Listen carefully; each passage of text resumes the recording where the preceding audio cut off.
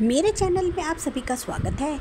आज हम जो विषय पढ़ेंगे वो है उपन्यास कर्मभूमि और इसके रचयिता हैं मुंशी प्रेमचंद जी।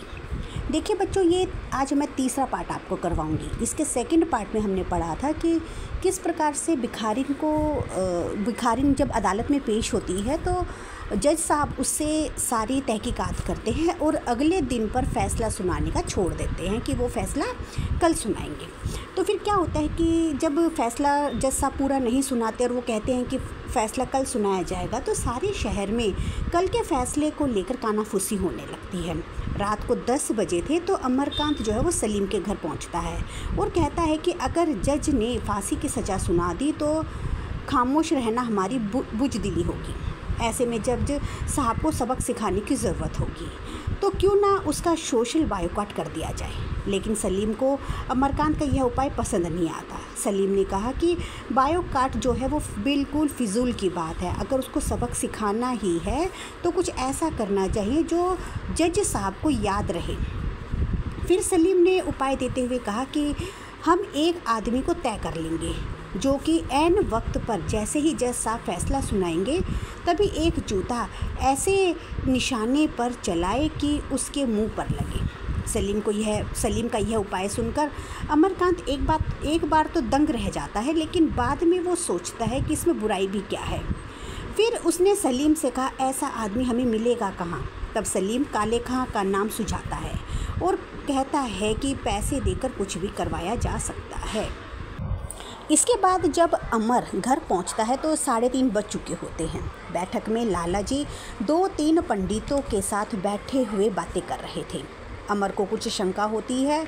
लाला जी ने जब अमर को देखते हैं तो वो उनको डांटने लगते हैं कि तुम इतनी देर तक कहाँ थे, जाओ जाकर जल्दी से लेडी डॉक्टर को बुला कर लाओ। अमरकांत ने डरते डरते पूछा, क्या किसी की तबीयत? अमरकांत ने बस इतना ही पूछा था कि समरकांत ने उसको फिर से चिल्लाकर कहा कि जाओ जाकर लेडी डॉक्टर को ले आओ। अमरकांत अभी बाइसिकल पर बैठा ही था कि अंदर से एक सिल्लो नाम की एक महिला निकल कर आती है और अमर को देखकर बोलती है, अरे भैया कहाँ जाते हो, बहू जी बहुत बेहाल है, कब से तुम्हें बुला रही है। यह सुनकर वह जल्दी से अंदर जाता है। सुखदा के कमरे के द्वार पर जाकर खड़ा हो जाता है। उसकी तकलीफ़ को देखकर वह कमरे के अंदर पाँव रख ना पाता है।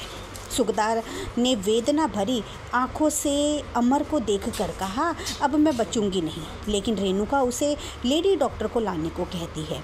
डॉक्टर मिस हुपर को अक्सर गैर समय बुलावे आते रहते थे। अमरकांत डर रहा था कि कहीं वह बिगड़ ना जाए, इतनी रात को क्यों आए हो। लेकिन ऐसा नहीं हुआ। पहले तो डॉक्टर मैडम ने सुखदा की तबीयत पूछी और अपने ड्राइवर को चलने के लिए गाड़ी तैयार करने को कहा। डॉक्टर मैडम ने अमर से तबीयत पूछने के साथ साथ यह भी कहा कि शायद सिविल सर्जन की ज़रूरत पड़ सकती है, लेकिन पहले मैं देख लेती हूँ, फिर सोचेंगे। लेकिन अमरकांत डॉक्टर मैडम की बात नहीं मानता। उसने डॉक्टर मैडम को कहा कि आप चलिए और मैं सर्जन को ले आता हूँ। सिविल सर्जन जो थे वो छावनी में रहते थे। लगभग 2-3 मील का रास्ता था। वहाँ पहुँचते पहुँचते 12 बज गए। सर्जन को जब नींद से उठाया गया तो उसने गरजते हुए बोला, मैं इस वक्त कहीं नहीं जा सकता। लेकिन जब अमर ने यह बताया कि वह समरकांत का बेटा है तब वह सर्जन कुछ ठंडे पड़ गए और चलने के लिए तैयार हो गए। अमर ने अपनी बाइसिकल वहीं छोड़ी और सर्जन साहब के साथ उनकी मोटर में ही बैठ गए। जब वे दोनों पहुंचने ही वाले थे तब कुछ दूरी से शहनाई की आवाज़ आने लगी। अमर का हृदय आनंद से फूल गया। द्वार पर जब डॉक्टर साहब और अमर पहुंचे तो समरकांत ने डॉक्टर साहब को सलाम किया और बताया कि पोते ने जन्म लिया है। यह सुनकर अमर की खुशी का ठिकाना ना रहा। पूरे घर में चहल पहल थी, चारों ओर खुशी की लहर दौड़ पड़ी थी। रात के 2 बज रहे थे। उसी वक्त लाला समरकांत ने अमर को बुलाया और कहा कि अब नींद तो कहाँ आएगी, बैठकर कल के उत्सव की एक लिस्ट तैयार कर लो। जब तुम्हारा जन्म हुआ था उस समय तो कारोबार फैला हुआ नहीं था। भगवान ने 50 वर्षों के बाद यह दिन दिखाया है। इस बहाने 4 दोस्त इकट्ठे होंगे, नाच गाने होंगे और यही जीवन का सुख है। उधर सलीम अपने घर पर अमरकांत का इंतज़ार कर रहा होता है, क्योंकि अमरकांत जो है वो काले खां को देने के लिए पैसों का इंतज़ाम करने गया था। लेकिन अमर का तो कोई अता पता ही नहीं था। अमर का इंतज़ार करते करते जब सलीम को चिंता होने लगी कि अमर आया क्यों नहीं, तो वह अमर के पास जाने के लिए तैयार हुआ। जैसे ही वह जाने के लिए तैयार हुआ तो डॉक्टर जो प्रोफेसर थे शांति कुमार, वो आ पहुँचे। उन्होंने सलीम को सूचना दी कि अमरकांत के घर बेटे ने जन्म लिया है, इसलिए आज वह कचहरी में नहीं आ पाएगा और रेणुका देवी भी नहीं आ पाएगी। समझ नहीं आता कि आज का इंतज़ाम कैसे होगा। सलीम ने काले खां की तरफ देख कर कहा, यह तो आपने बुरी खबर सुनाई, उसके घर आज ही लड़का होना था। तभी काले खां कहते हैं कि कोई बात नहीं भैया, तुम्हारा काम मैं कर दूंगा, पैसे फिर मिल जाएंगे। यह कहकर वह चला जाता है तो डॉक्टर शांति कुमार को समझ नहीं आता कि वह कौन से काम की बात कर रहा है। जब शांति कुमार इस विषय में सलीम से जानकारी लेते हैं तो वह सलीम को खूब लताड़ते हैं। एक क्षण के बाद डॉक्टर साहब थोड़ी घड़ी देखते हुए बोलते हैं कि मुझे अमरकांत पर आज बहुत गुस्सा आ रहा है। इतने दिनों तक इस मुकदमे के पीछे सिर पटकता रहा और आज जब फैसले का दिन आया है तो लड़के के जन्म का उत्सव मनाने बैठ गया। डॉक्टर शांति कुमार अमरकांत के बारे में सलीम को बहुत कुछ खरी खोटी सुनाते हैं। तभी सलीम ने पीछा छुड़ाने के लिए कहा, मैं तो ज़रूर आऊँगा। इसके बाद सलीम ने मोटर मंगवाई और दोनों कचहरी चले गए। कचहरी में आज और दिनों से भी ज़्यादा भीड़ थी। डॉक्टर साहब मुख्य कार्यालय को जो मुख्य कार्यकर्ता थे उनको आवश्यक बातें समझाकर वकालत खाने की तरफ जाते हैं और वहाँ देखते हैं कि लाला समरकांत सबको निमंत्रण पत्र बांट रहे हैं। यह उत्सव उस समय वहाँ सबसे बड़ा आकर्षण बना हुआ था। डॉक्टर साहब को देखते ही समरकांत ने पूछा, कहिए साहब, आप उत्सव में आएंगे ना? आपको कोई आपत्ति तो नहीं है?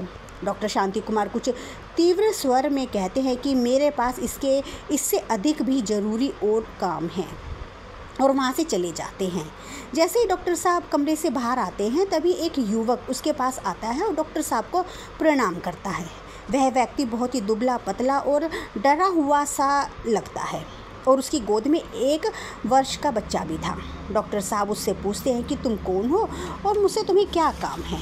पहले तो वह व्यक्ति इधर उधर देखता है और फिर कहता है कि मेरा नाम ठाकुर है। यहाँ से मैं 6-7 कोस पर एक गांव है मुहली, वहाँ मैं रहता हूँ। डॉक्टर साहब उसे पास के एक बगीचे में ले जाते हैं और दोनों बेंच पर बैठ जाते हैं और उस युवक को बोलने को कहते हैं। तो उस युवक ने बताया कि इस मुकदमे में जो औरत है वह इस बच्चे की माँ है। मैं खेती बाड़ी करता हूँ और वह शहर सौदा लाने चली जाती है। उस दिन वह गांव वालों के साथ साड़ी लाने गई थी। लौटते समय यह वारदात हो गई। गांव वाले सब आदमी छोड़कर भाग गए। उस दिन से वह घर पर नहीं आई। मैंने भी सोच लिया था कि कहीं डूबकर मर गई होगी। लेकिन जिस दिन मुझे यह खबर मिली कि लाला समरकांत की दुकान पर एक औरत ने 2 गोरों को मार दिया है और उस पर मुकदमा चल रहा है, तब से मैंने समझ लिया था कि ये वही है। उस दिन से मैं हर पेशी पर आता हूँ और सबसे पीछे खड़ा रहता हूँ। किसी से कुछ कहने की हिम्मत नहीं कर पाता। आज मैंने सोचा कि अब उससे सदा के लिए नाता टूट रहा है, इसलिए बच्चे को लेता आया, इसके देखने की उसे लालसा ना रह जाए। बस आपसे यही कहना था कि जब जज साहब फैसला सुना दें तो एक क्षण के लिए उससे मेरी भेंट करा दीजिए, और अगर वो बरी हो गई तो मैं उसे घर ले जाऊंगा और पूरे इज्जत सम्मान से रखूंगा। फिर वह युवक डॉक्टर साहब के चरण में लिपट कर रोने लगता है। मोटर का हॉर्न सुनते ही दोनों ने कचहरी की तरफ देखा। जज साहब आ गए थे, भिखारिन को भी लाया गया। लगभग 15 मिनट तक जज साहब टाइप किया हुआ फैसला पढ़ते रहे। जैसे ही जज साहब ने कहा, मैं उसे मुक्त करता हूँ, पूरे कमरे में शोर होने लगा। भिखारिन यानी कि मुन्नी जो है, उसका नाम मुन्नी था, उस पर पुष्पों की वर्षा होने लगती है। उसके बाद मुन्नी के गले में जयमाला पहनाई जाती है। मुन्नी बहुत देर तक यह समारोह देखती रहती है। फिर शांति कुमार से बोलती है कि बापूजी, आप लोगों ने मुझे इतना सम्मान दिया, मैं इसके योग्य नहीं थी। बस आपसे मेरी यही विनती है कि मुझे हरिद्वार या किसी दूसरे तीर्थ स्थान पर भेज दीजिए। वहाँ मैं भिक्षा मांगकर और यात्रियों की सेवा करके अपने दिन काट लूँगी।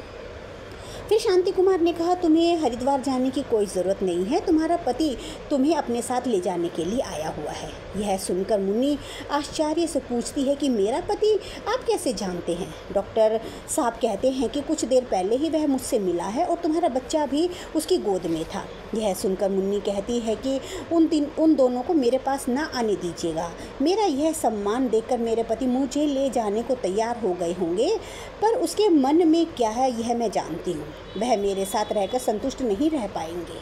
आप मुझे बस स्टेशन पर पहुंचा दीजिए। डॉक्टर शांति कुमार ने मुन्नी को बहुत समझाया, लेकिन वह नहीं मानती और स्टेशन पर जाने की जिद करती है। जब डॉक्टर साहब कुछ ना बोले और तो उसने ऊंचे कांपते हुए स्वर में कहा, बहनों और भाइयों, जो आप लोगों ने मेरा सत्कार किया है उसके लिए मैं बहुत आभारी हूँ, लेकिन अब मुझे जाने दीजिए। मेरा जुलूस निकालने की हट मत कीजिए, मैं इसके योग्य नहीं हूँ। इस बात को लेकर जनता में बहुत शोरगुल्ला मच जाता है, लेकिन वह बराबर यही कहती रहती है कि मुझे स्टेशन छोड़ आओ। आखिर मजबूर होकर डॉक्टर साहब ने जनता को विदा किया और मुन्नी को मोटर में बैठा लिया। शांति कुमार ने मोटर चला दी, पर 10-20 गज ही गए होंगे कि पीछे से मुन्नी का पति बालक को गोद में लिए दौड़ता हुआ आता है। मुन्नी उसे देख लेती है और खिड़की से सिर निकालकर चिल्लाती हुई कहती है कि मेरे पीछे मत आओ। फिर उसने दोनों बाहें फैलाई मानो बालक को गोद में ले रही हो, और फिर मूर्छित होकर गिर गई। मोटर तेजी से चली जा रही थी। युवक ठाकुर बालक को लिए खड़ा रो रहा था। उधर मुन्नी के बरी होने की खबर पूरे शहर में फैल जाती है। जब अमरकांत को इस खबर का पता चलता है तो वह बहुत खुश होता है और इसका जो सारा श्रेय है वह स्वयं लेना चाहता है। वह रेणुका जी से कहता है कि देखा अम्मा, मैं कहता ना था कि वह बरी करवा के ही दम लूँगा। अपने मित्रों और दुकानदारों के सामने भी उसने यही डींगे मारी। एक मित्र ने कहा, औरत है बड़ी पक्की, अपने शोहर ने उसके पैर पड़ लिए लेकिन साथ नहीं गई। फिर अमरकांत डींगे मारता हुआ कहता है कि जो काम खुद ना देखो वो चौपट हो ही जाता है। मैं तो यहाँ उत्सव के काम में फंस गया, अगर मैं वहाँ होता तो ऐसा हरगिज़ ना होने देता। अब अमरकांत में अब काफ़ी बदलाव आ गया था। अब उसे घर से विशेष लगाव हो गया था। सुबह शाम दुकान पर भी जाकर बैठने लगा था। 3 महीने बीत चुके थे। बालक को उस दिन अचानक से बुखार आ गया। सुखदा और अमरकांत दोनों बालक की तबीयत को लेकर थोड़े चिंतित थे। तो अचानक बाहर से किसी के पुकारने की आवाज़ आती है। जब अमरकांत बाहर जाकर देखता है तो बुढ़िया पठानिन लाठी के सहारे खड़ी थी। उसे देखकर अमर ने कहा, आओ पठानिन, तुम्हें सुना होगा कि घर में बच्चा हुआ है। तब पठानिन ने कहा, बेटा तुमने सबको न्योता दिया, हमें ही भूल गए। इस पर अमर बहुत लज्जित हुआ और अपनी गलती की माफ़ी मांगने लगा और कहा, आओ बच्चे को देख लो। आज ना जाने इसे बुखार कैसे हो गया। बुढ़िया दबे पाँव आंगन में जाती है और बच्चे को देखकर कहती है कि कुछ नहीं है बेटा, इसे नज़र हो गई है। मैं एक ताबीज़ दिए देती हूँ, अल्लाह ने चाहा तो सब अभी ये खेलने कूदने लगेगा। अमरकांत बुढ़िया के साथ उसके घर ताबीज़ लेने चला जाता है। घर जाकर अमर ने ताबीज़ बच्चे के गले में बांध दिया और दुकान पर जाकर बैठ गया। दुकान पर जब अमरकांत देरी से पहुंचा तो समरकांत ने उसके देरी से आने का कारण पूछा तो उसने बताया कि वह बच्चे के लिए ताबीज़ लेने पठानिन के घर चला गया था। तभी समरकांत को याद आया कि उसने शास्त्री जी के पास भी उसको जन्मपत्री लेने के लिए जाना था। अमरकांत का मन दुकान पर नहीं लगता, वह थोड़ी देर में ही घर चला जाता है। घर जाने के थोड़ी देर के बाद सलीम अमरकांत के घर आता है। दोनों साथ वाले कमरे में चले जाते हैं। सलीम ने रात को एक गज़ल कही थी तो वह सुनाने आया था। जब तक वह अमर को सुना ना ले उसे चैन नहीं आता। गज़ल सुनाने के बाद अमर सलीम को पठानिन के रुमाल दिखाने शुरू करता है। जब सलीम ने उस रुमाल के बारे में पूछा तो अमर ने कहा, एक बुढ़िया रख गई है, गरीब औरत है, उस बुढ़िया की एक पोती है सकीना, जो यह रुमाल बनाती है। फिर अमर कहता है कि मैं चाहता हूँ कि किसी भले व्यक्ति से उसकी शादी हो जाए। इस बात के लिए अमरकांत सलीम की ओर इशारा करता है, लेकिन सलीम कहता है कि मैंने अपने दिल में जिस औरत का नक्शा खींच रखा है वह कोई और ही है। ऐसा कोई व्यक्ति मेरी निगाह में होगा तो मैं बताऊंगा। फिर वह 5 रुपये में रुमाल ले लेता है। अगले दिन अमरकांत दुकान बढ़ाकर 5 रुपये देने के लिए पठानिन के घर पहुंचता है। जैसे ही वह घर के अंदर जाता है तो देखता है कि चारों ओर अंधेरा था। अमरकांत पूछता है कि आज दिया नहीं जलाया अम्मा? सकीना ने कहा, अम्मा तो सिलाई का काम लेने गई है। फिर अमरकांत पूछता है कि अंधेरा क्यों है, क्या चिराग में तेल नहीं है? सकीना धीरे से बताती है कि तेल तो है। फिर अमर पूछता है कि तो दिया सलाई नहीं है? तो वह कहती है कि दिया सलाई भी है। तो अमर पूछता है कि तो घर में इतना अंधेरा क्यों है? वह घबराकर जवाब देती है कि मेरे कपड़े गीले हैं, आपकी आवाज़ सुनकर मैंने लैंप बुझा दिया था। तब अमर ने पूछा, तुमने गीले कपड़े क्यों पहने हैं? सकीना जवाब देती है, क्योंकि वे बहुत मैले हो गए थे। यह सुनकर अमर का कलेजा कांप जाता है कि इतनी दरिद्रता। यह सोचकर वह तेज़ी से बाज़ार की ओर जाता है लेकिन बाज़ार बंद हो चुका होता है। फिर वह घर पहुंचता है। यह सोचता है कि सुखदा के पास तो 50 साड़ियाँ हैं। जब वह घर पहुंचता है तो सुखदा नीचे ही थी। उसने सोचा, अगर मैं सुखदा से उसकी साड़ी मांगूंगा तो वह कितने ही सवाल पूछेगी। इसलिए वह दबे पांव ऊपर जाता है और 4 साड़ियाँ निकालकर दबे पांव चल देता है। जब वह सकीना के पास पहुंचता है तो इतनी देर में सकीना ने आग जलाकर अपने कपड़े सुखा लिए थे। अमर ने साड़ियाँ ले जाकर सकीना के आगे रख दी। उसने सोचा था कि यह पाकर साड़ियों को देखकर सकीना खुश हो जाएगी, लेकिन वह कहती है कि अगर अम्मा ने यह साड़ियाँ देख ली तो हो सकता है आपका यहाँ आना वह बंद कर दे। मेरी वजह से आपके ऊपर कोई इल्ज़ाम लगे, यह मैं नहीं चाहती। अगर अमर जो है वो साड़ियाँ उठाते हुए कहता है कि अगर ऐसी बात है तो मैं ये साड़ियाँ लिए जाता हूँ, लेकिन मुझे इसका बहुत रंज रहेगा। यह कहकर वह साड़ी लेकर वहाँ से चला जाता है। उस दिन सकीना की दरिद्रता को देखकर वह बहुत आहत हो जाता है। कहीं ना कहीं सकीना अब उसके मन में बस जाती है। बुढ़िया हर महीने और कभी कभी महीने में 2-3 बार रुमालों की पोटलियाँ बनाकर लाती और अमर उसे मुँह मांगे दाम देकर ले लेता। रेणुका उसे जेब खर्च के लिए जो भी उसको पैसे देती, वह सब वो रुमालों में ही दे देता। रुमाल का भी इस रुमाल के व्यवसाय में सलीम का भी साझा था। उसे मित्रों में कोई ऐसा मित्र नहीं था जिसने 1-आधा दर्जन रुमाल ना ले रखे हों। सलीम के घर से सिलाई का काम भी उसे मिल जाया करता था। लेकिन उस दिन के बाद से अमर बुढ़िया के घर कभी नहीं गया। एक दिन शाम के समय अमरकांत दुकान पर बैठा हुआ था कि बुढ़िया वहाँ आई और अमर से बोली, बेटा, अल्लाह के गज़ल से सकीना की शादी तय हो गई है। 8वीं को निकाह हो जाएगा। वैसे तो मैंने सब सामान जमा कर रखा है, पर कुछ रुपयों की मदद करनी होगी। यह सुनकर अमर को ऐसा प्रतीत हुआ मानो उसकी नसों से रक्त निकल गया हो। अमर बुढ़िया को कहता है कि मदद के लिए पिताजी से कहना, और वह बुढ़िया को वहीं छोड़कर सलीम के पास चला जाता है। वह सलीम को बताता है कि सकीना की शादी हो रही है। सलीम उससे मजाक के मूड में कहता है, अच्छा तो तुम दुल्हन की तरफ से बारात में जाना और मैं दूल्हे की तरफ से। इस पर अमर उसे गुस्से से देखते हुए कहता है कि मेरे जीते जी यह शादी नहीं हो सकती। मैं सकीना के दरवाजे पर सिर पटक कर जान दे दूँगा। सलीम ने घबराकर पूछा, ये कैसी बातें कर रहे हो? कहीं तुम सकीना पर आशिक तो नहीं हो गए हो? आखिर तुम चाहते क्या हो? तुम उससे शादी तो नहीं कर पाओगे। अमर कहता है, क्यों नहीं कर सकता? क्योंकि वह मुसलमान है और मैं हिंदू। फिर अमर ने पूछा, क्या वह भी तुमसे शादी करने को तैयार है?